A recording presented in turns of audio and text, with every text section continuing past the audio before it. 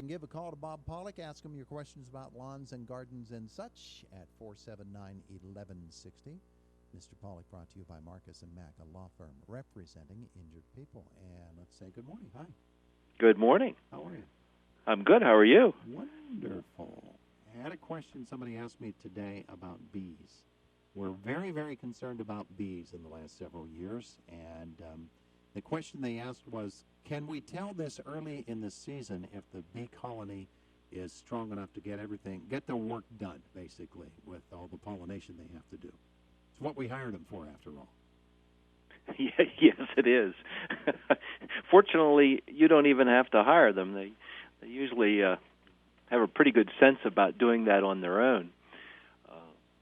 Although you may have to provide the hive and those basic ingredients to make everything happen. But yeah, and that's definitely not my area of expertise at all. But there would be indicators at this point of whether the hive was strong enough.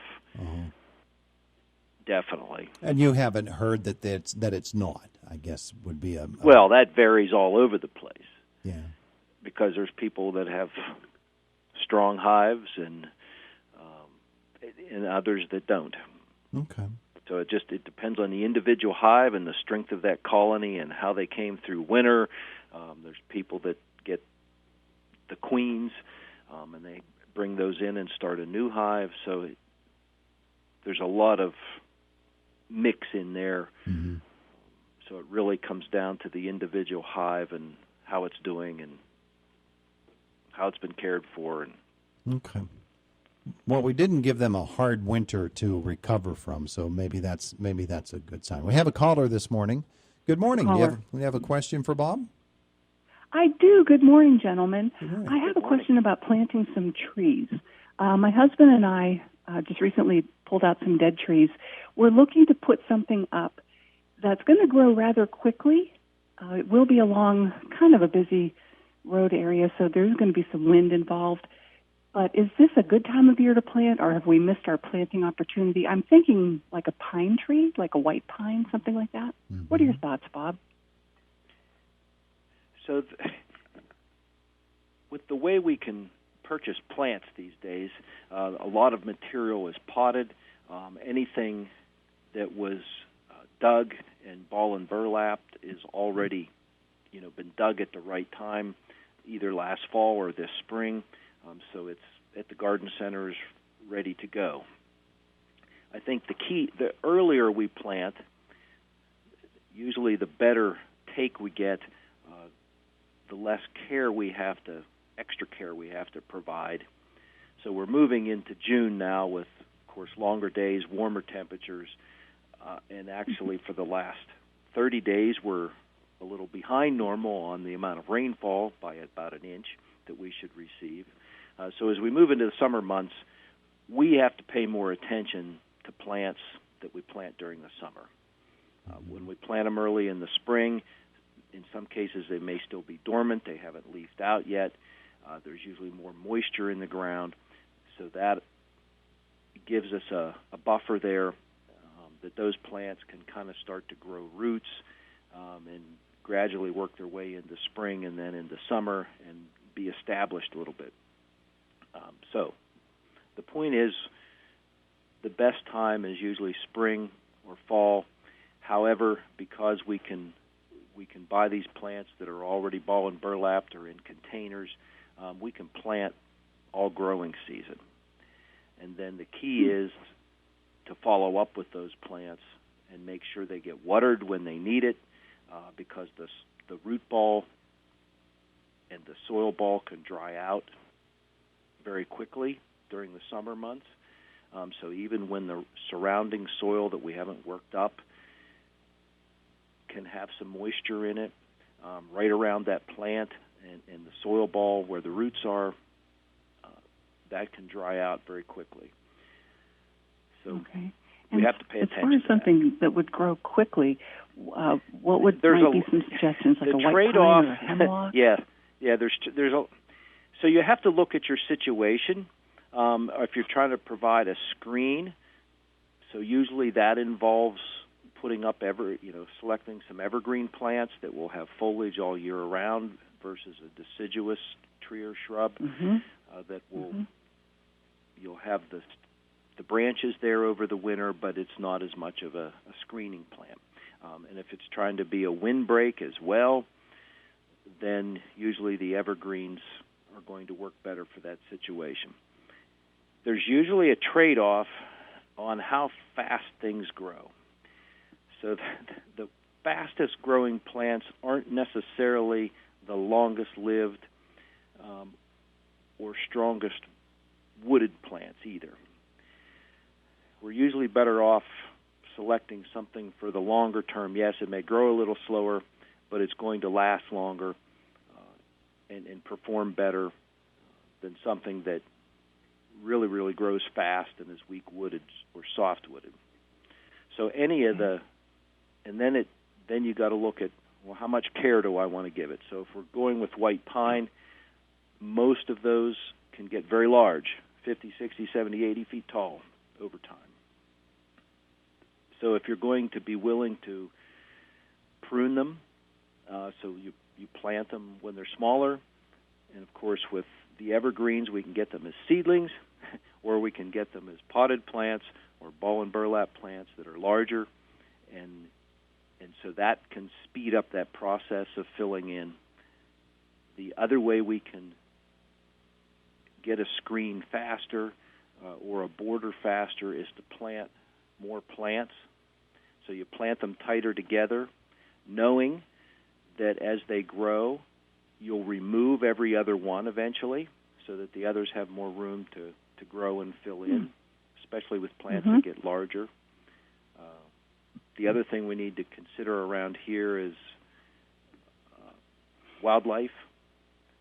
So some plants might be more susceptible to deer damage if we don't protect them, especially when they're young.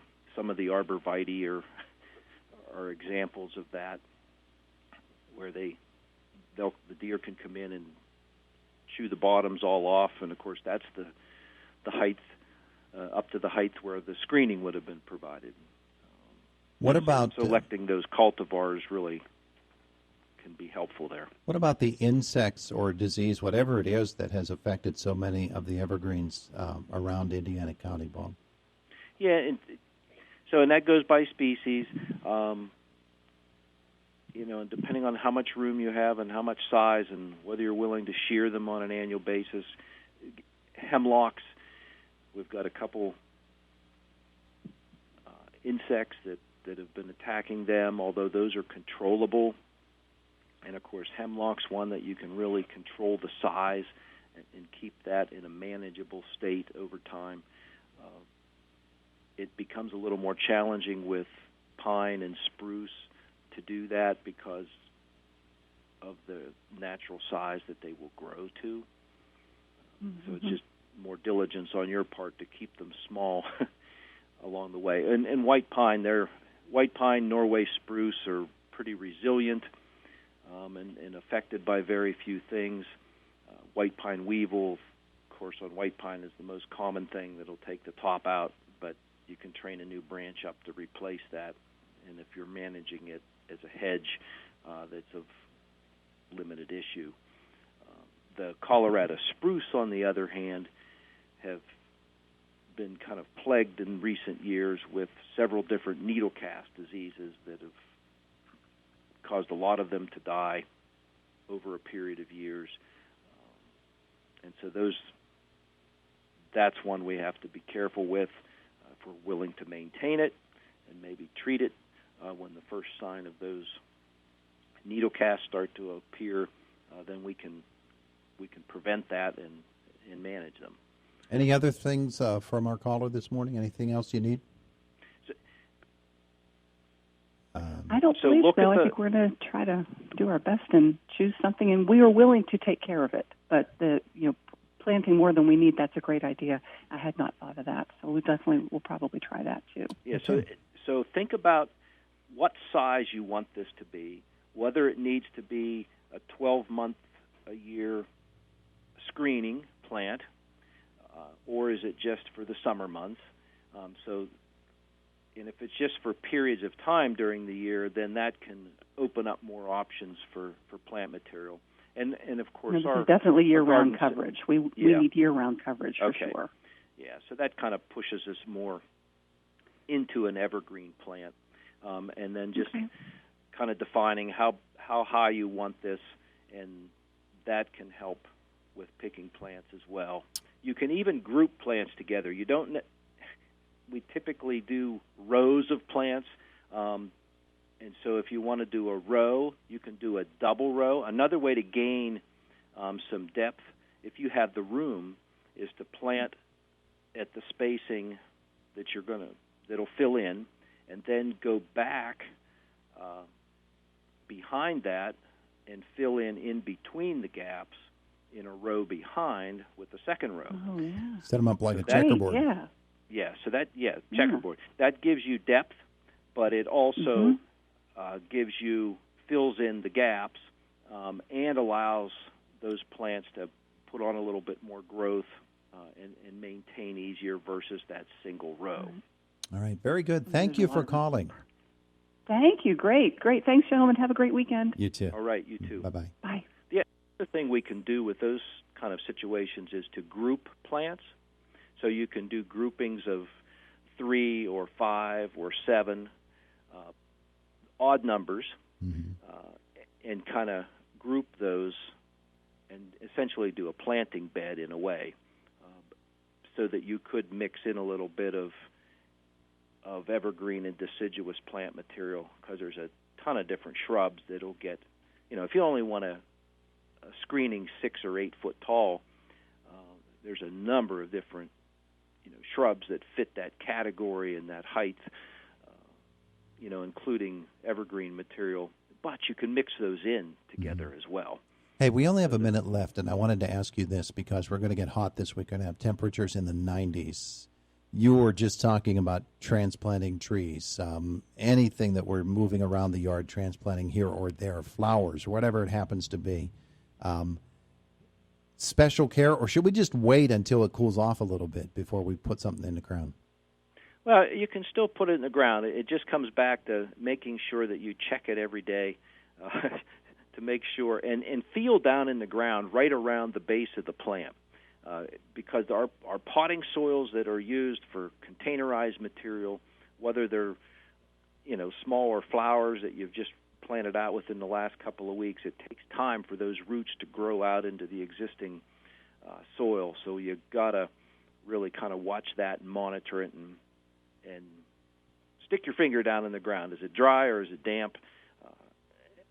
And just keep on top of that, because they can transpire and lose a lot of moisture, especially when we get into the high 80s and 90s, and then if you get a little breeze on top of that.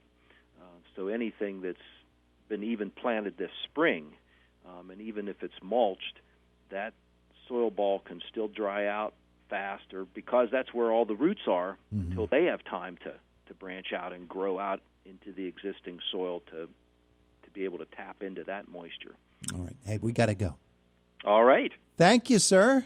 You're welcome. Have yourself a wonderful weekend. You too. It is the voice of Indiana County, WCCS, AM 1160 and 101.1 FM, 101.1 FM, 101.